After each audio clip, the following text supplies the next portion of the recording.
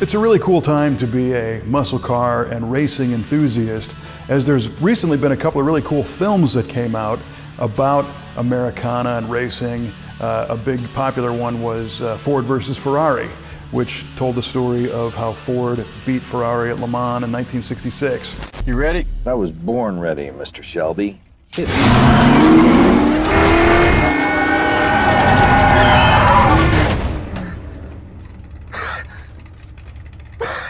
And that was definitely a Hollywood version of that story. But today we're going to touch on two others that kind of go hand in hand with that story. They're both produced by Chassy Media, which is comedian Adam Carolla's group, and directed by Nate Adams. And they're both documentaries, and they're done very, very well. The 24-Hour War tells, again, that story of Ford versus Ferrari in 1966, the elements leading up to it, and the racing action. But what's cool about it is it's told by the people who were there. So it's actually Carroll Shelby's voice and people from back in the day. So Parnelli Jones and Dan Gurney and a lot of the team members of Team Shelby. So if you watch Ford versus Ferrari, I would also recommend seeing 24-Hour War to see a little more historically accurate versions of what went down building up to that race. But the other film is called Shelby American, and it is a documentary on the life of Carroll Shelby. And that's the one we're going to chat about here today for a little bit. Carroll Shelby, to me, has lived, he's almost like a cat, you know, he kind of had 9 different lives. And it was always challenging for me to kind of contextualize what chapter of Shelby's life was happening in relation to the others. And this film does a great job of telling that story and revealing a lot of facts that most people probably don't know about Carroll Shelby. So we all know about the cars and the racing, but what I learned right away was how successful of a racer Carroll Shelby was in the 50s. Leading up to his championship victory at Le Mans in 1959. So he was a tremendous racer. Problem with his racing is that he did have a heart problem and it wasn't safe for him to race anymore. So not wanting to get out of that whole career, he moved into his next chapter, which was building cars. And his goal was to build the Shelby Cobra, essentially, which was a race car that you could drive on the street. And the Shelby Cobra, as many people know, it was an AC Ace body and powered by a Ford 289, and it went off to do a lot of things. The problem with the Cobra was that it didn't have the aerodynamics to be competitive at some of the major global events.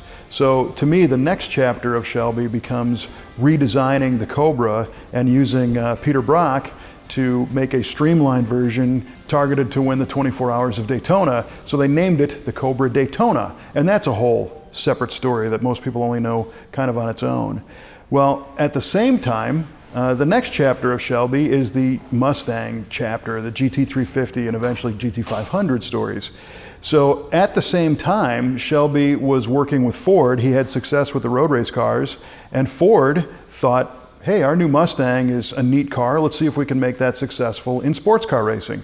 So he hires Shelby American to transform what they called the secretary's car of a basic Mustang and turn it into a track-capable and eventually race-winning machine.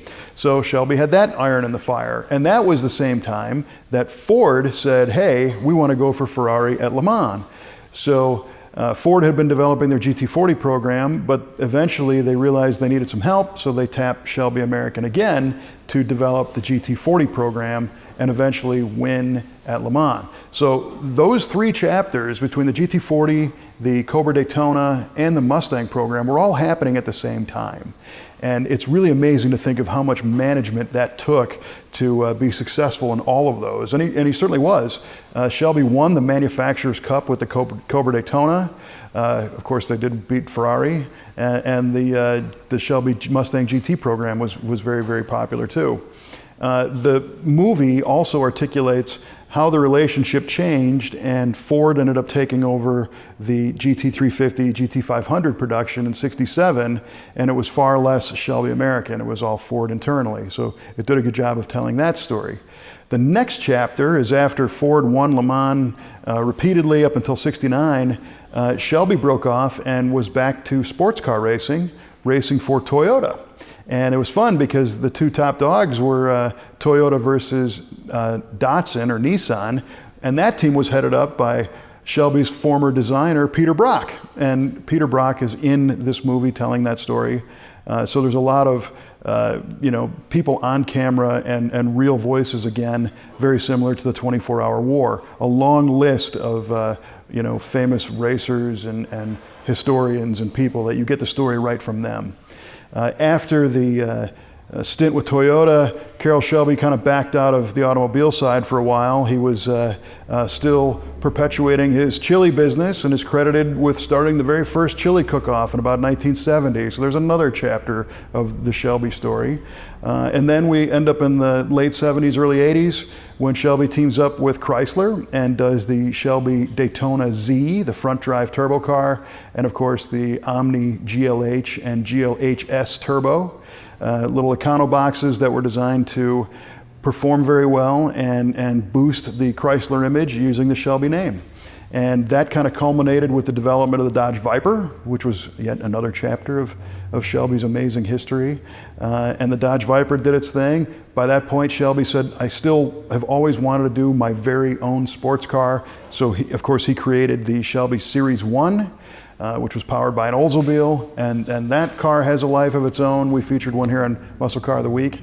And then after that, he reunited with the Ford people, and that story started and still continues today with the flat plane crank GT350 cars and the GT500s and everything else. So you have all of these different avenues that Shelby was involved in with different manufacturers, different forms of racing, different businesses. And it's really neat how the movie Shelby American does a great job of tying them all together. So at the end of the day, you have context of this man's life and all of his impact.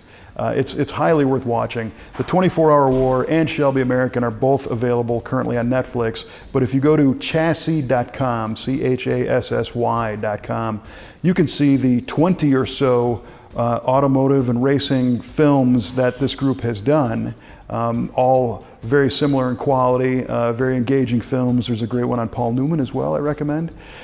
So I totally recommend checking those out. And if you want to learn more about those cars, like I said before, we featured many Shelbys from the Brothers collection.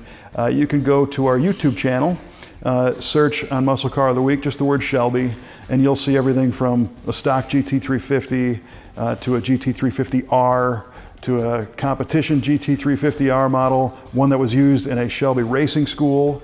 And then beyond that, of course, that Series 1 car, some GT500s, convertibles, GT350H Hertz rental cars, all the way up to a 2016 flat plane crank GT350R model. And we might even have a GT40 coming up on a future episode of Muscle Car of the Week. So for those who are into Shelbys or those who might not know much about them, I recommend checking out the Shelby American documentary. And we'll have another awesome car from the Brothers collection or maybe something else next time on Muscle Car of the Week.